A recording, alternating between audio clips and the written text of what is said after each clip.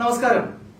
പെരിയ ഇരട്ടക്കൊല എന്ന നിലയിൽ കഴിഞ്ഞ ദിവസങ്ങളിൽ കേരളം മുഴുവൻ വലിയ രീതിയിൽ ചർച്ച ചെയ്യുന്ന കാസർകോട്ട് പെരിയയിലെ കൃപേഷിന്റെയും ശരത്ലാലിന്റെയും കൊലപാതക കേസിൽ തങ്ങളുടെ നേതാക്കന്മാർ കുറ്റവിമുക്തരായിരിക്കുന്നു എന്ന മട്ടിലുള്ള ഒരു വലിയ പ്രചരണം CPMന്റെ ഭാഗത്ത് നിന്ന് ഈ മണിക്കൂറുകളിൽ കേരളം മുഴുവൻ അരങ്ങതേർക്കുകയാണ്. സോഷ്യൽ മീഡിയയിലും മാധ്യമങ്ങളിലും തെരുവിലുമൊക്കെ അതുമായി ബന്ധപ്പെട്ട ആഘോഷങ്ങൾ പൊടിപൊടിക്കുകയാണ്. ഇതുപോലുള്ള കാര്യങ്ങളിൽ പ്രത്യേക താല്പര്യമുള്ള കണ്ണൂരിലെ ജയരാജന്മാരടക്കം ആ ആഘോഷത്തിന് നേതൃത്വം നൽകുകയാണ്. എന്നാൽ യഥാർത്ഥത്തിൽ എന്താണ് സംഭവിച്ചിട്ടുള്ളത്? CPMന്റെ നേതാക്കന്മാരെ ഈ കേസിൽ CBIയുടെ പ്രത്യേക കോടതി ശിക്ഷിച്ചിരുന്നു. 10 CPMകാർക്ക് ഇതുമായി ബന്ധപ്പെട്ട് ജീവപര്യന്തം ശിക്ഷയാണ് കോടതി വിധിച്ചത്. CPMന്റെ മുൻ MLA കുഞ്ഞിരാമൻ അടക്കം അവരുടെ ബ്ലോക്ക് പഞ്ചായത്ത് പ്രസിഡന്റ് മണികണ്ഠൻ അടക്കമുള്ള ആളുകൾക്ക് 5 വർഷത്തെ തടവ് ശിക്ഷയും ഇതുമായി ബന്ധപ്പെട്ട് കോടതി വിധിച്ചിരുന്നു. ഈ ഒരു ശിക്ഷയും ഒരു കോടതിയും അപ്പീലിന്റെ മേൽ റദ്ദാക്കിയിട്ടില്ല എന്നുള്ളതാണ് യാഥാർത്ഥ്യം. ഇവിടെ ഇന്ത്യൻ നിയമവ്യവസ്ഥയനുസരിച്ച് ഏത് ക്രിമിനൽ കേസിലും കുറ്റവാളികളായി കോടതികൾ കണ്ടെത്തുന്ന കൺവിക്റ്റുകൾക്ക് മേൽക്കോടതികളിൽ അപ്പീൽ പോകാനുള്ള അവസരമുണ്ട്. അത് നിയമപരമായ ഭരണഘടനാപരമായിട്ടുള്ള അവകാശമാണ്. ഈ 14 പ്രതികൾക്കും ആ നിലയിൽ അപ്പീൽ പോകാനുള്ള അവകാശമുണ്ട്.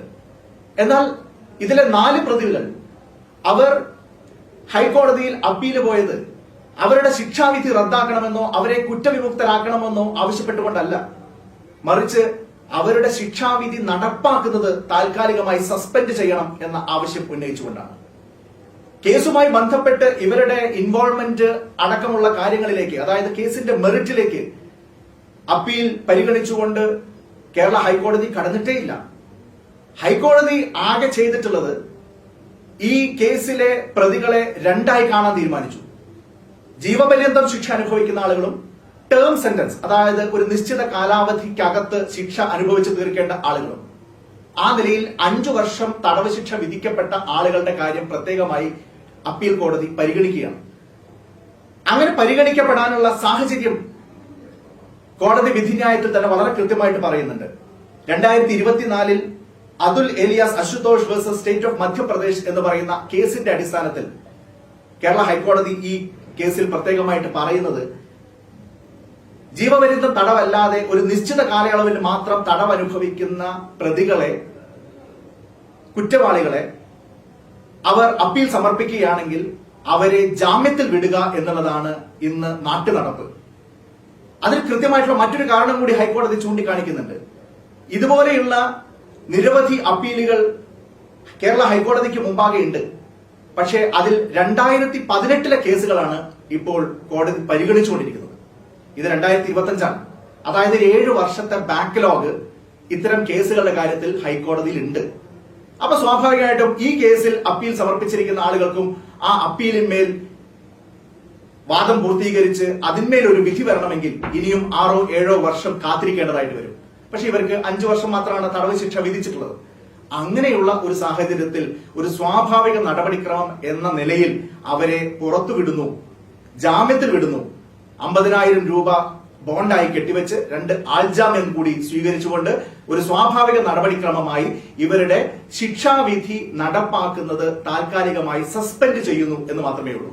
ഞാൻ വീണ്ടും ആവർത്തിക്കുന്നു, CPMന്റെ മുൻ MLA കുഞ്ഞിരാമൻ അടക്കം ബ്ലോക്ക് പഞ്ചായത്ത് പ്രസിഡന്റ് മണികണ്ഠൻ അടക്കമുള്ള ഈ 4 പ്രതികൾക്കെതിരെ CBIയുടെ പ്രത്യേക കോടതി വിധിച്ച ശിക്ഷാവിധി അതേപടി നിലനിൽക്കുകയാണ്.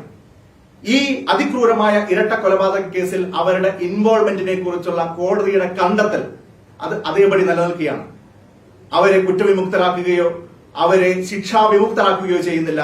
അവരുടെ ശിക്ഷാവിധി, ഈ അപ്പീൽ അനന്തമായി നീണ്ടുപോകും എന്നുള്ള പ്രായോഗിക സാഹചര്യം കോടതിക്ക് ബോധ്യപ്പെട്ടതിന്റെ അടിസ്ഥാനത്തിൽ താൽക്കാലികമായി ആ ശിക്ഷാവിധി നടപ്പാക്കുന്നത് സസ്പെൻഡ് ചെയ്ത് അവരെ ജാമ്യത്തിൽ വിടുന്നു എന്ന് മാത്രമേ ഉള്ളൂ എന്നുള്ള യാഥാർത്ഥ്യം നമ്മൾ മനസ്സിലാക്കാൻ സാധിക്കണം. ഞാൻ ആ കോടതി വിധി ഒരിക്കൽ കൂടി നിങ്ങളുടെ അറിവിലേക്ക് വേണ്ടി വായിക്കുകയാണ്. The case, it is now tried that when there is only a fixed term sentence and when appeal is not likely to be heard before completing the term of sentence, under normal circumstances, the execution of the sentence passed against the accused shall be suspended and shall be enlarged on bail. Currently, those cases in which accused persons are in custody since 2018 are being taken up for hearing and disposal by this court. In other words, the above appeal is not likely to be taken up for hearing before the applicants complete their fixed term of sentence. That apart, it has been the practice of this court to suspend the execution of term sentences in case of similar nature, and we do not find any exceptional reason in this case to deviate from the said practice. അതായത് ഇതൊരു സ്വാഭാവികമായ നടപടിക്രമം മാത്രമാണ്. ഏത് കൊടിയ കുറ്റവാളിയും ഇതുപോലെ മേൽക്കോടതിയെ സമർപ്പിച്ചാൽ അവർക്ക് ലഭിക്കുന്ന താൽക്കാലികമായ ആശ്വാസം മാത്രമാണ്. അതിനപ്പുറത്ത് CPM-ന്റെ നേതാക്കന്മാരടക്കമുള്ള ആളുകൾ ഈ അതിക്രൂരമായ ഇരട്ട കൊലപാതക കേസിൽ ഇപ്പോഴും കുറ്റവാളികളായി കണ്ടെത്തപ്പെട്ട് കുറ്റവാളികളാണെന്ന് പ്രഖ്യാപിക്കപ്പെട്ട് അതിന്മേലുള്ള ശിക്ഷ വിധിക്കപ്പെട്ട് നിൽക്കുന്ന സാഹചര്യം തന്നെയാണ്. ആ ശിക്ഷാവിധി താൽക്കാലികമായി നടപ്പാക്കുന്നില്ല എന്ന് മാത്രമേ ഉള്ളൂ. അതുകൊണ്ട് തന്നെ CPM എന്ന് പറയുന്ന രാഷ്ട്രീയ പാർട്ടിയോട് ഞങ്ങൾക്ക് പറയാനുള്ളത്, നിങ്ങൾ രാഷ്ട്രീയ പാർട്ടിയാണ് എന്ന് ഓർക്കണം. നിങ്ങൾ ഭീകര സംഘടനയോ നിങ്ങൾ ഏതെങ്കിലും കൊലപാതകികളെ കണ്ണും പൂട്ടി പിന്തുണയ്ക്കുന്ന ഒരു ആൾക്കൂട്ടമോ ആയി മാറരുത്. നിങ്ങൾ ജനങ്ങളെ പ്രതിനിധീകരിക്കുന്ന ഈ നാട്ടിലെ നിയമവാഴ്ചയെ നിലനിർത്താനുള്ള, ഈ നാട്ടിലെ നിയമ സംവിധാനത്തിന്റെ ബഹുമാന്യതയെ ഉയർത്തിപ്പിടിക്കാനുള്ള ചുമതലയുള്ളവരാണ്. ആ രണ്ട് ചെറുപ്പക്കാരുടെ മാതാപിതാക്കളുടെയും കുടുംബാംഗങ്ങളുടെയും കണ്ണീര് ഇതുവരെ ഉണങ്ങിയിട്ടില്ല. അവരെ നിങ്ങൾ ആവോളം ദ്രോഹിച്ചു. ഈ കേസ് അട്ടിമറിക്കാൻ വേണ്ടിയുള്ള എല്ലാ ശ്രമങ്ങളും നിങ്ങൾ നടത്തി. ഈ കേസ് CBIക്ക് വിടാതിരിക്കാൻ വേണ്ടി പൊതു ഖജനാവിൽ നിന്ന് ഏതാണ്ട് 1.5 കോടി രൂപ നിങ്ങൾ പാർട്ടി വക്കീലന്മാർക്ക് നൽകി സുപ്രീം കോടതിയിൽ നിന്ന് ആളെ ഇറക്കി കേസ് വാദിച്ചു. പക്ഷേ അതിനെയൊക്കെ നിയമത്തിന്റെ പോരാട്ടത്തിലൂടെ ആ കുടുംബം ഇച്ഛാശക്തിയോടുകൂടി നേരിട്ടതിന്റെ ഭാഗമായിട്ടാണ് CBI അന്വേഷണം നടന്നതും CBI കോടതി നിങ്ങളുടെ നേതാക്കന്മാരെ ഇതിൽ കുറ്റവാളികളെന്ന് കണ്ട് ശിക്ഷ വിധിച്ചതും. അതുകൊണ്ട് ഇനിയും ആ കുടുംബത്തെ വേട്ടയാടരുത്. ഇനിയും ഈ നാട്ടിലെ സമാധാനകാംക്ഷികളായിട്ടുള്ള മനുഷ്യരുടെ ജനാധിപത്യപരമായിട്ടുള്ള പ്രതിഷേധങ്ങളെയും ജനാധിപത്യപരമായ പ്രത്യാശകളെയും നിങ്ങൾ അവഗണിക്കരുത്. നിങ്ങൾ നിയമത്തിന്റെ പക്ഷത്ത് വരണം. നിങ്ങൾ ഈ പ്രതികളെ സംരക്ഷിക്കുന്ന പ്രതികളുടെ താൽക്കാലികമായ ജാമ്യത്തിലിറങ്ങൽ പോലും വലിയ രാഷ്ട്രീയമായ നേട്ടത്തിന് വേണ്ടിയുള്ള ആഘോഷമാക്കി മാറ്റുന്ന ഈ ഹീന മനസ്സ് ഉപേക്ഷിക്കണം. അതല്ലെങ്കിൽ ജനങ്ങളുടെ കോടതിയിൽ നിങ്ങൾക്ക് നാളെയും കണക്ക് പറയേണ്ടി വരും എന്നുള്ള കാര്യത്തിൽ യാതൊരു സംശയവും വേണ്ട.